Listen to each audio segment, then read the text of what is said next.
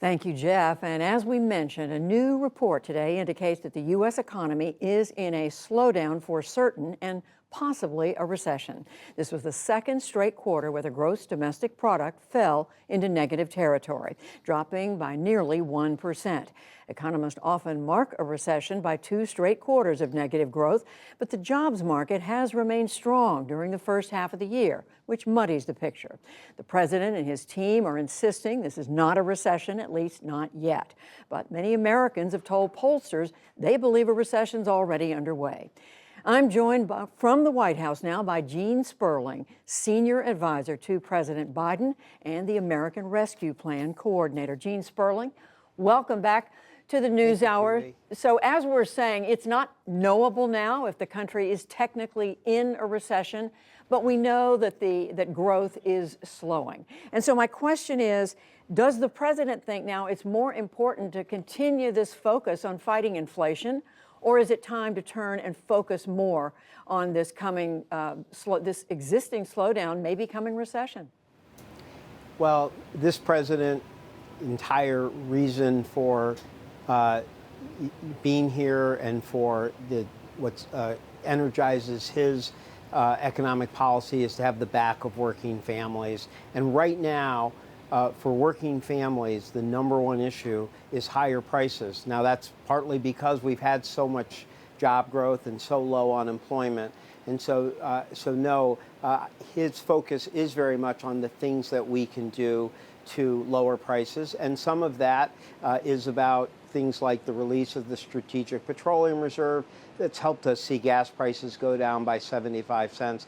And some of the things are in what you were just talking about, the legislation that we can do, which could include a holiday on gas taxes, but as you saw being discussed with Senator Schumer and Senator Manchin, a provision that could lower the price of prescription drugs, healthcare premiums for 13 million people, energy cost on a number of different products. All of these are part of an agenda to both invest in the country, create more jobs here, but to understand the pinch and squeeze Americans are feeling from higher prices and to make sure we're addressing that. And I do want to ask you about that deal in just a moment. But I also heard what you just said about the president wants the focus to remain right now on rising prices. But if you step back a moment, Gene Sperling, the American people are getting whipsawed because they are dealing with higher prices, but they're also looking at a situation where purchasing power has been cut into by these rising prices. We know wages, the increase in wages, that's slowed down. Unemployment, or rather employment, is starting to slow. So people are looking at this and they're feeling the hurt, if you will, in both directions. So how do you know when is the right moment to think about focusing on a slowing economy?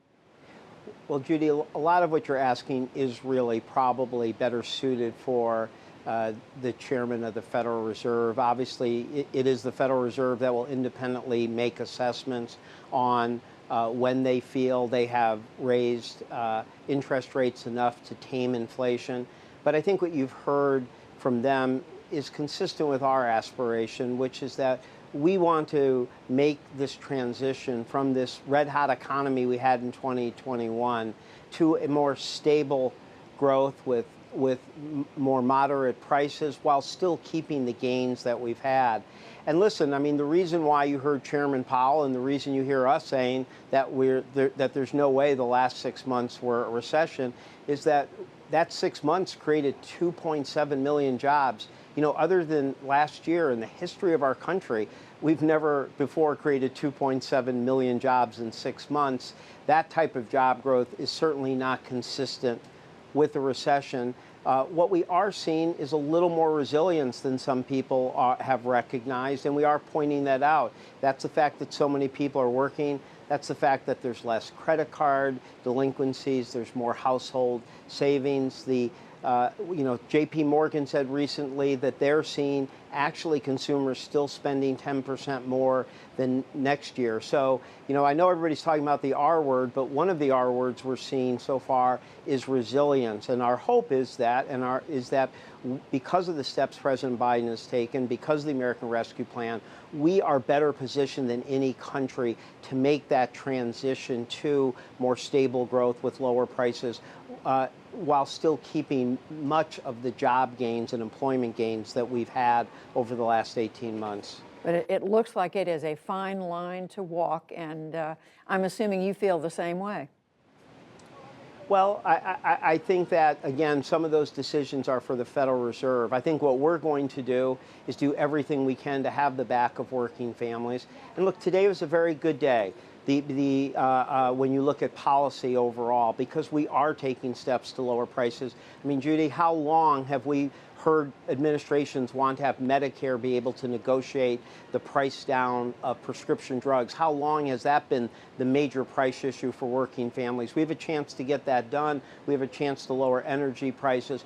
We have a chance now to increase the supply of semiconductors so that we are in much less vulnerable to foreign countries in the future. And I think you're seeing in both of these a strong focus on creating incentives to innovate, locate, and create jobs in the United States, whether it's supply of semiconductors or it's the supply of clean energy production. And just quickly, what do you say to Republicans who are already looking at this deal and saying it's going to add to inflation, the Senate deal? Well, they need to look at the whole deal. I mean, the whole deal is anti-inflationary. And Judy, we've had our disagreements with friends sometimes on inflation, including Senator Manchin and my friend Larry Summers. But you see, from Larry Summers to Elizabeth Warren, everybody is united that this plan pays for itself and actually reduces the deficit by at least $300 billion. And so it is anti-inflationary because, on the whole, it is reducing the deficit, but it is also doing things like saving $280 billion to consumers and the Medicare program in prescription drugs. I mean, that is directly lowering prices and one of the key pocketbook issue that's affected families and particularly seniors for not only this year, but for decades. And finally, Gene Sperling, speaking of inflation, was the administration, like the Federal Reserve Chair Jay Powell himself, a number of other economists, are now acknowledging they were late to recognize that inflation was going to be as serious as it was. Is the administration acknowledging that as well? I think what we've acknowledged and is the correct assessment is that we have always been very close to where the private sector top economists and forecasters are. In June and July, when we were projecting that inflation was going down, that was just the consensus position of virtually every expert in the country. But one thing with the economy is, like the weather, unexpected things happen. And I don't think that we had a precedent for understanding how Delta and Omicron would bottle up the supply chains involving semiconductors, affecting cars. And as you know, inflation in cars affects our country probably 3 times more than it does European countries. And certainly none of us imagined that when gas prices were going down and at around $3.30 in January of 17th, we would have an unthinkable war of aggression that would send gas prices up probably over $2 a gallon around the world. So I think that we were, I think we had the right private sector consensus, and unexpected things happen, and you have to adjust, and you have to know that can always happen with any economic forecast. Senior Advisor to the President, Gene Sperling, thank you. Thank you, Judy.